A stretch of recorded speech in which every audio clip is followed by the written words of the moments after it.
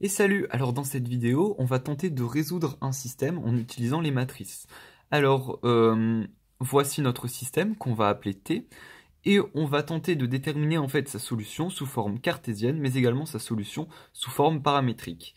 Alors en fait c'est très simple, il va nous suffire de faire tout ce qui est ici, ces 8 étapes, et on va pouvoir réussir à en déterminer les solutions. Alors, je vais faire un exemple avec vous. Et comme ça, vous pourrez le faire absolument tout le temps. Donc ça marche tout le temps. Dans un premier temps, on va devoir associer le système T en une matrice augmentée A. Alors qu'est-ce que ça veut dire? Nous voici en face de notre système T. Et on va donc dans un premier temps écrire la petite phrase de transition. La matrice augmentée en les variables x, y et z. Et, deux points, donc A, qui est le nom de la matrice, est égal à... Et donc là, en fait, on va simplement transformer ce système linéaire en une matrice augmentée.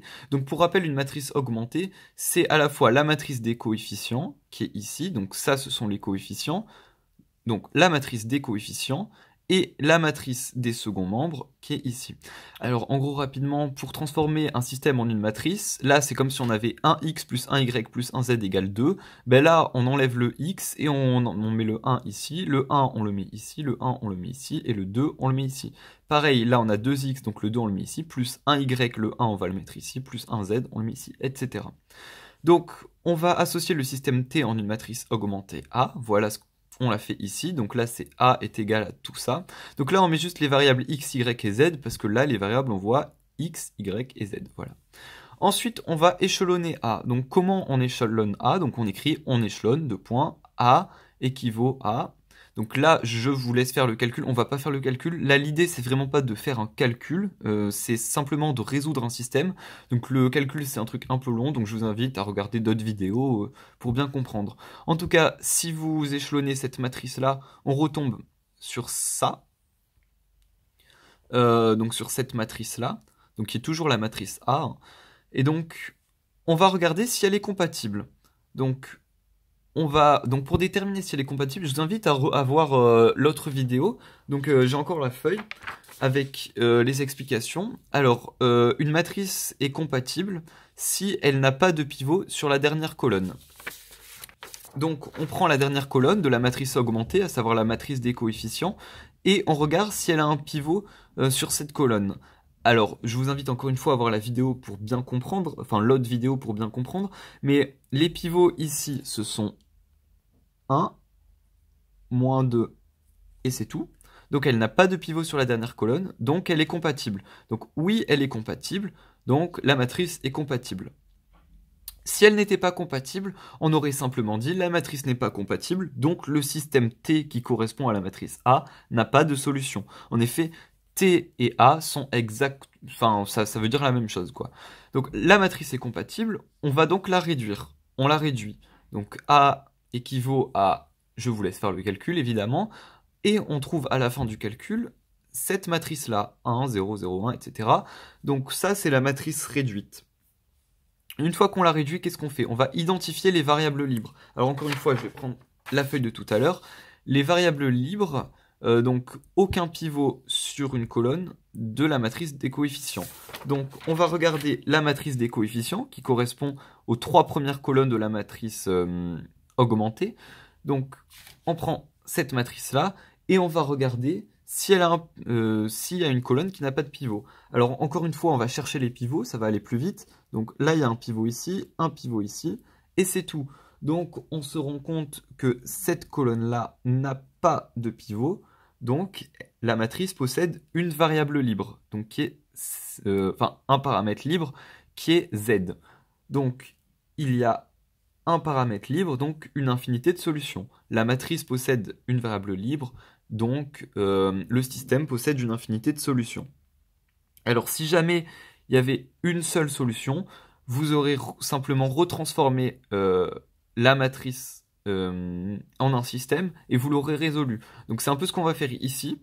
Disons que une infinité de solutions, vous faites la même chose que s'il y avait une seule solution, sauf que à la fin, au lieu de retomber sur une variable est égale à quelque chose moins ou plus une variable, vous retomberez seulement sur des constantes. Bon, continuons. On va donc associer maintenant un système T' à la matrice A. Donc on va redire notre petite phrase de transition pour convertir une matrice en un système linéaire. Le système linéaire associé à la matrice A en les variables x, y, z, donc là c'est la matrice A, en les variables x, y et z, et, deux points, t', donc c'est x est égal à 1, parce que là on a 1x plus 0y plus 0z égale 1, donc x égale 1, 0x plus 1y plus 1z égale 1, donc y plus z égale 1, et 0x plus 0y plus 0z égale 0, donc z égale 0. Donc t', alors il faut bien savoir que t' est égal à t, il faut bien comprendre ça, parce que t' c'est le système linéaire de la matrice échelonnée réduite A, qui est la même matrice A que si elle n'était pas échelonnée et réduite, et donc cette matrice A correspond à T, donc T correspond à A correspond à T', donc T correspond à T'. Donc on se retrouve avec quelque chose sous cette forme-là. T', deux points, x égale 1, y plus z égale 1, et z égale 0. Donc là, simplement ce qu'on va faire, c'est qu'on va essayer d'exprimer en fait x égale quelque chose, y égale quelque chose, et z égale à quelque chose.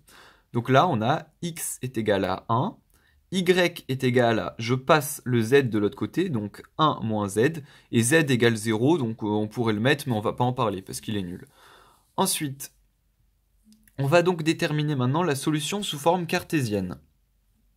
Donc, sous forme cartésienne, la forme cartésienne, c'est les variables telles que la solution.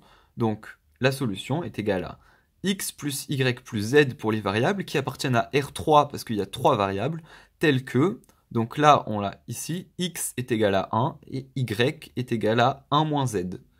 Voilà, donc ça c'est la solution sous forme cartésienne. Et pour la solution sous forme paramétrique, c'est le contraire, c'est les paramètres tels que les variables. Donc pour déterminer les paramètres, qu'est-ce qu'on fait? On va simplement sous-entendre x, y et z, et on va l'exprimer en fonction de la variable libre. C'est ce que j'ai écrit ici. On va isoler les variables libres, donc là, cette colonne correspond à x, cette colonne correspond à y, et cette colonne correspond à z. Donc là, il y a une seule variable libre qui est z, donc je l'écris ici, z. Donc on peut exprimer x, y et z en fonction de z ou de constantes. Donc ce qu'on va faire, c'est que x est égal à 1. 1, c'est une constante, donc on va laisser 1. Ensuite, donc je l'écris ici, 1. Y est égal à 1 moins z, donc constante et z. Donc 1 moins z. Il faut exprimer que en fonction de constante ou de z. Et enfin, z, on est d'accord que z égale à z, donc on peut l'écrire comme ça. Et c'est exactement ce que j'ai fait ici.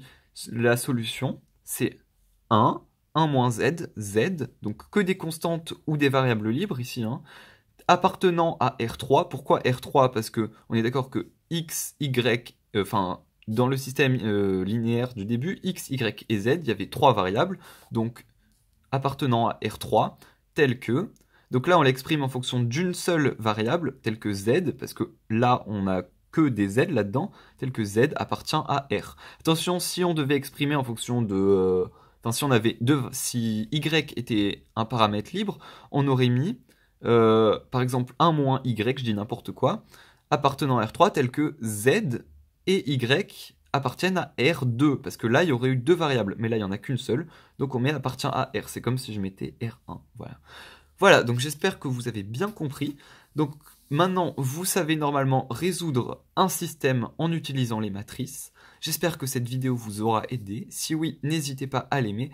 Et on se retrouve plus tard pour de nouvelles vidéos. Et regardez l'autre vidéo vraiment qui vous aide à mieux comprendre tout ce qui est les pivots, une matrice compatible, les variables, etc. Je vous invite vraiment à la regarder, ça vous aidera beaucoup, beaucoup. Sur ce, à la prochaine.